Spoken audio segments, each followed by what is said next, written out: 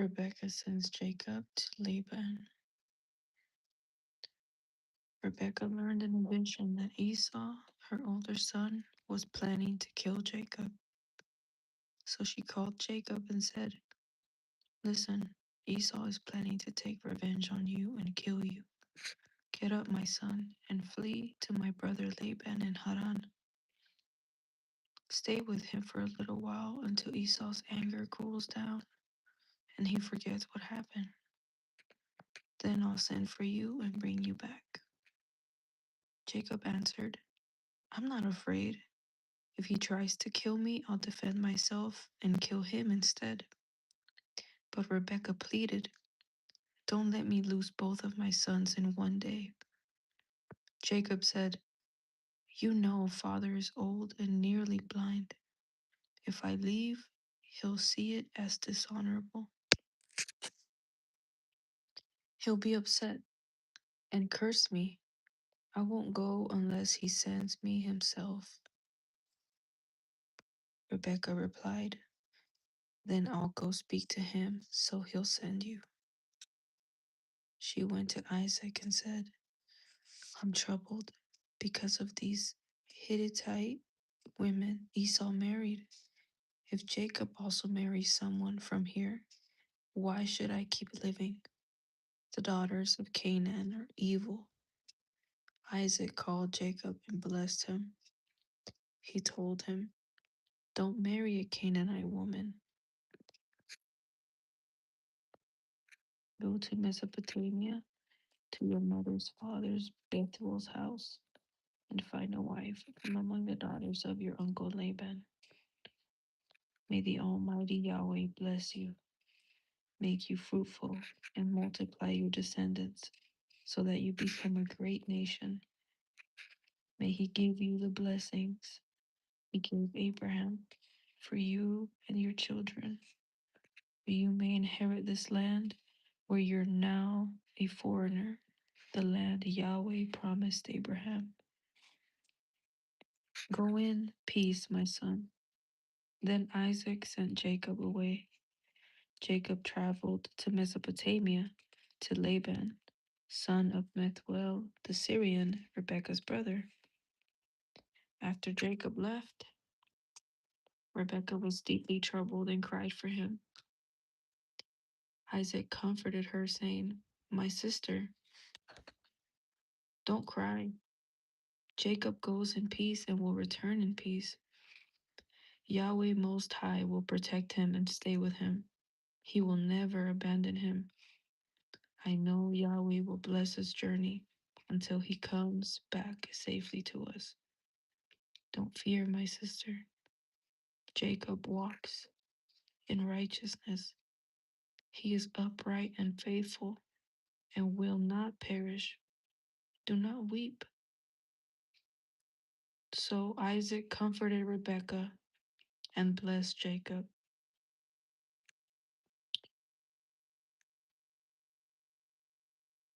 Jacob left the well of the oath. Your voice is so calm. I'm speaking low, my sister, because my family's sleeping. But thank you. I appreciate that. Well of the oath, and traveled toward Haran in the first year of the second week of the 44th Jubilee. He came to Luz in the mountains, also called Bethel, on the new moon of the first month. That evening he turned off the road to the west and stayed there for the night because the sun had gone down. He took one of the stones from that place, used it as a pillow, and laid down to sleep alone. That night he dreamed. He saw a ladder set up on the earth reaching to heaven. Angels of Yahweh were going up and down the ladder, and Yahweh stood above it. Yahweh said to him, "I am Yahweh Almighty, the God of your father Abraham and of Isaac. The land where you're lying I will give to you and your descendants.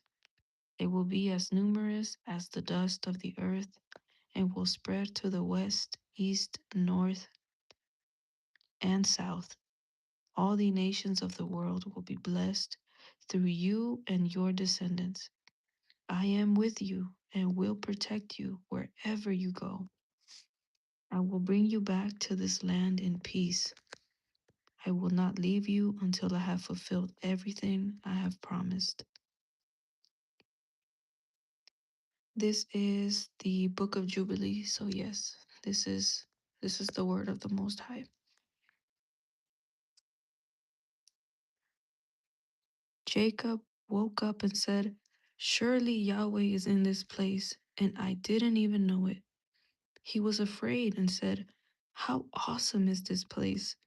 This is none other than the house of Yahweh and the gateway to heaven."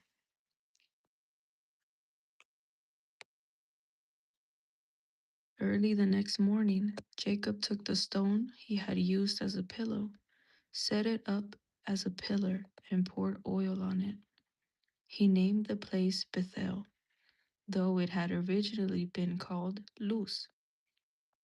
Jacob then made a vow, saying, "If Yahweh stays with me and protects me on this journey, and gives me food to eat and clothes to wear, and if I return home safely, then Yahweh will be my God. This stone I've set up will be a sacred pillar to him, and I will give a tenth of all he gives me back to him." Ah, the tithes.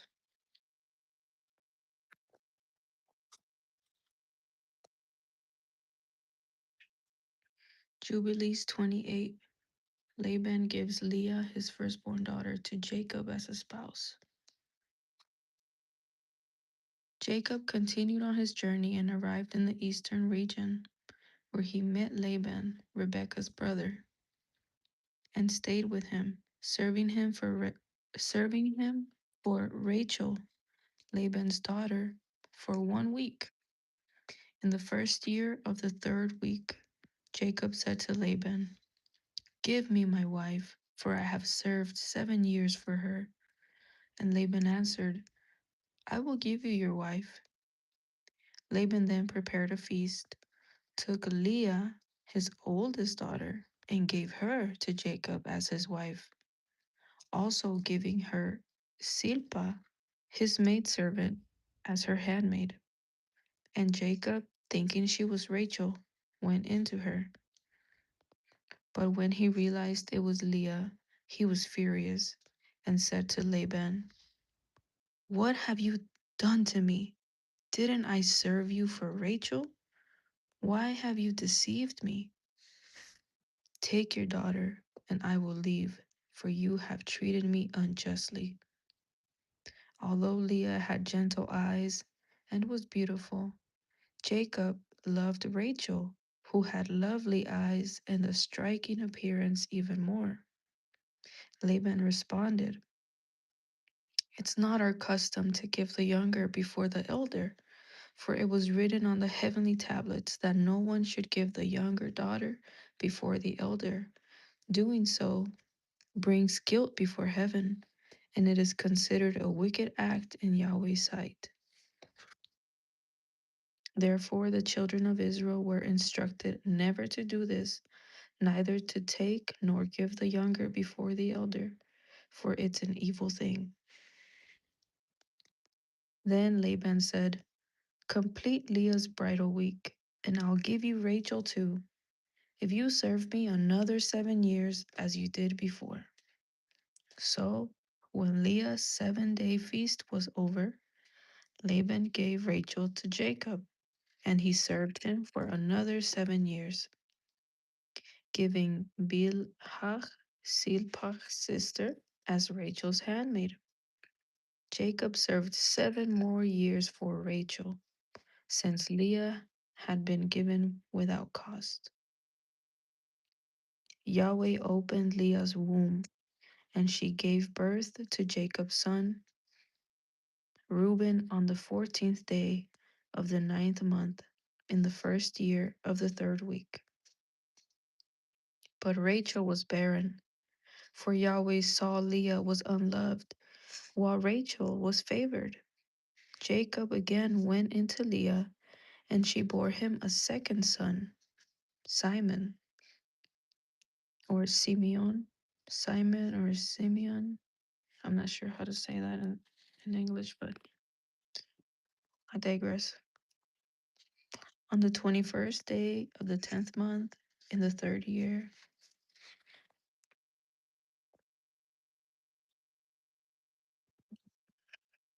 of this week, once more he went into her, and she bore him a third son, Levi, at the start of the first month in the 6th year of the week.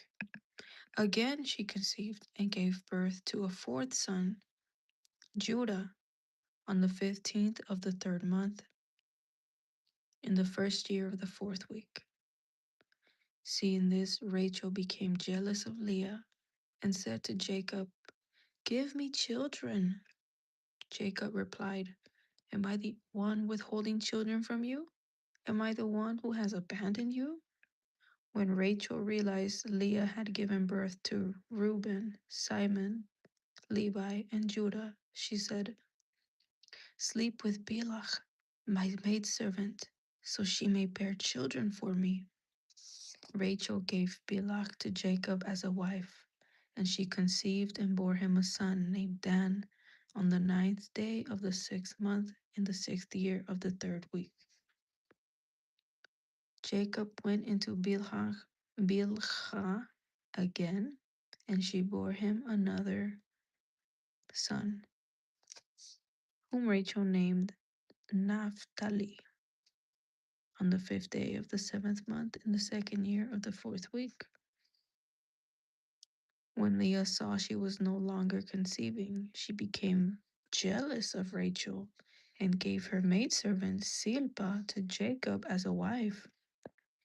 Zilpah bore him a son named Gad on the 12th of the 8th month, in the 3rd year of the 4th week.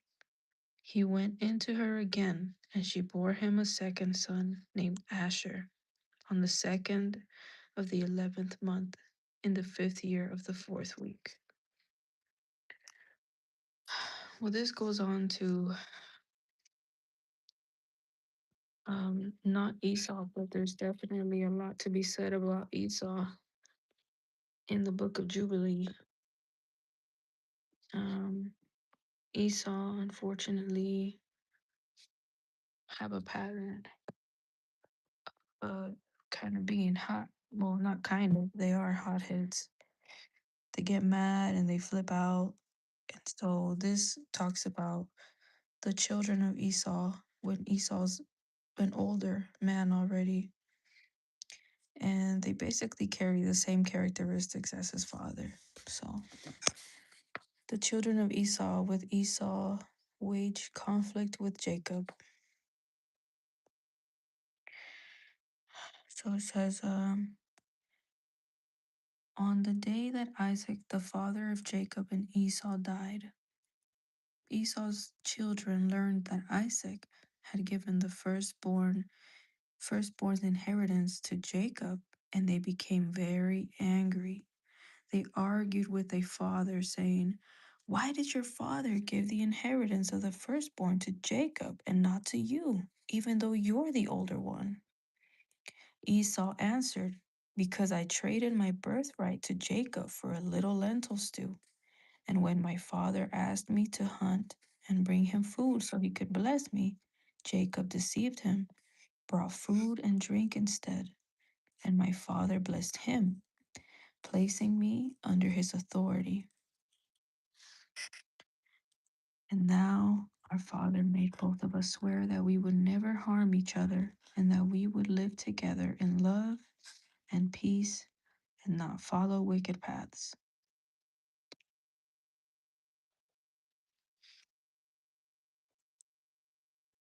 But they said to him, "We won't listen to you or make peace with him.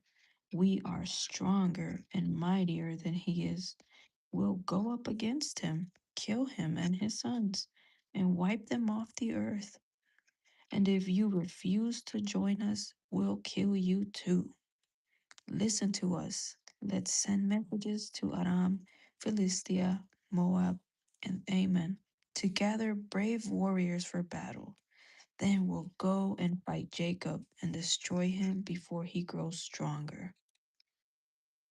But their father, being Esau, warned them, don't do this. Don't go to war against him, or you'll fall before him. They replied, that's just like you've always been since you were young. You submit to him and live under his control. So this is Esau's children talking to their father, saying like, are you just gonna be like pacifist and not do anything? Like they're tripping because they don't understand. But it's because they made a pact to Isaac before Isaac passed. They said, we're not gonna fight. We're not gonna hurt each other. But Esau's children are they're provoking him to remember what had happened. So this is Esau saying, don't do this. They replied, that's just like you've always been since you were young. You submit to him and live under his control. We won't listen to this. So they sent messengers to Aram and to Aduram, a friend of their father, and hired 1,000 skilled warriors from him. And they gathered 1,000 warriors, each from Moab, Ammon, Philistia, Edom, the Horites, and the Kittim, mighty fighters. Then they said to their father, come with us and lead these men. If not, we'll kill you. So now Esau's kids are telling Esau, we're about to kill you if you don't join us. Esau became very angry when he saw that his sons were forcing him to fight Jacob. But then he remembered the grudge he still held in his heart. He forgot the vow he had sworn to his father and mother not to harm Jacob throughout his life. Meanwhile, Jacob didn't know they were coming to attack him. He was still mourning the death of Leah when Esau and his warriors approached the tower with 4,000 chosen men. The people of Hebron sent word to Jacob saying, your brother's marching against you with 4,000 men, armed with shields and weapons. They did this because they loved Jacob more than Esau, since Jacob was kinder and more generous. But Jacob didn't believe it until they were right near the tower. Then he shut the tower gates and stood on the walls, calling out to Esau, what a noble comfort you bring me after my wife's death. Is this how you keep the oath you swore to our father and again to our mother before they died? You've broken your vow, and the moment you swore it, you were condemned. Esau replied, neither people nor animals keep their oaths forever. Every day they plot how to destroy their enemies. You've always hated me and my children. There's no brotherhood in your heart. Listen to what I tell you. If a boar could change its skin and grow soft wool like a sheep, or sprout horns like a deer or ram, then I lost my place. Then I'd keep a brotherly bond with you. For you've never been a brother to me. If wolves made peace with lambs and spared them, turning their hearts to kindness, then I'd make peace with you. If a lion became friends with an ox and yoked with it to plow together, then I'd reconcile with you. And when a raven turns white as snow, then you'll know I love you and will make peace with you.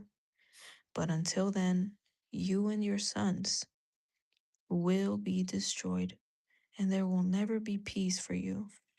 When Jacob saw the hatred in Esau's heart and soul, and how determined he was to kill him, charging like a wild boar running into a deadly spear without hesitation, he commanded his sons and servants to confront Esau and all his men.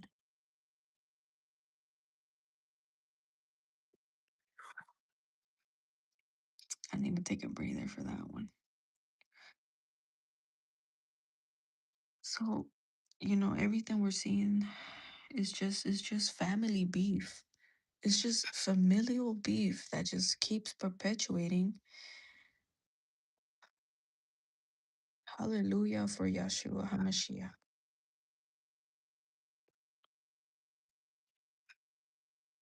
Jacob slays Esau.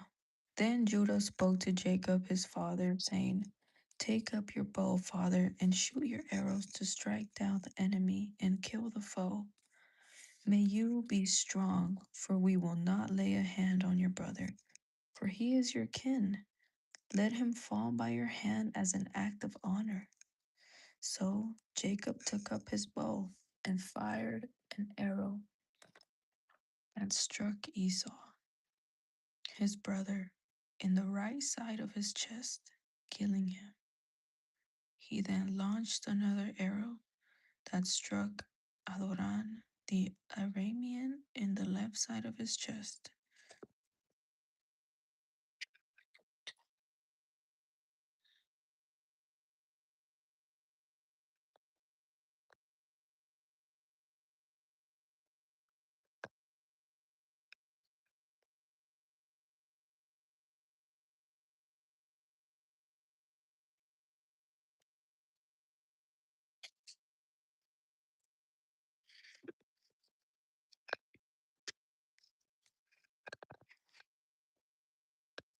I wonder if there's more about Esau.